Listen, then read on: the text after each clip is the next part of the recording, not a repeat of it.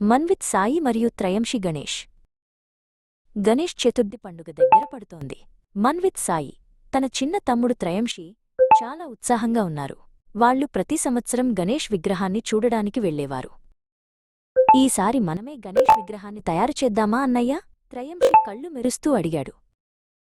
మన్విత్ సాయి నవ్వి, అద్భుతమైన ఆలోచన త్రయంశి, తప్పకుండా చేద్దాం అన్నాడు. వాళ్ళు ఇద్దరూ కలిసి మట్టి, రంగులు, చిన్న చిన్న అలంకరణ వస్తువులు సేకరించడం మొదలుపెట్టారు. అమ్మ వాళ్లకి సహాయం చేసింది. ముందుగా వాళ్ళు మట్టిని కలిపి గణేష్ ఆకారాన్ని ఇవ్వడానికి ప్రయత్నించారు. అది అనుకున్నంత సులువు కాదు. గణేష్ తొండం ఒక పక్కకు వంగిపోయింది.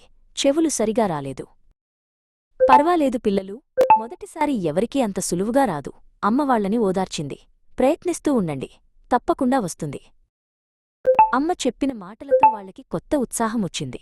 మళ్లీ మట్టిని కలిపి జాగ్రత్తగా ఆకారాన్ని ఇవ్వడం మొదలుపెట్టారు. ఈసారి మన్విత్ సాయి తొండాన్ని, త్రయంశి చెవులను తయారుచేశారు. నెమ్మదిగా గణేష్ విగ్రహం అందమైన ఆకారాన్ని సంతరించుకుంది. వాళ్ల కళ్లల్లో ఆనందం, గర్వం తొణికిసలాడాయి. ఇప్పుడు రంగులు వేసే సమయం.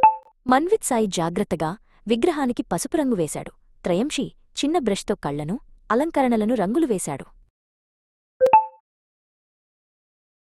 చివరిగా వాళ్లు చిన్న పూసలు, మెరిసే వస్త్రాలతో విగ్రహాన్ని అలంకరించారు. గణేష్ విగ్రహం చాలా అందంగా, ప్రకాశవంతంగా తయారైంది.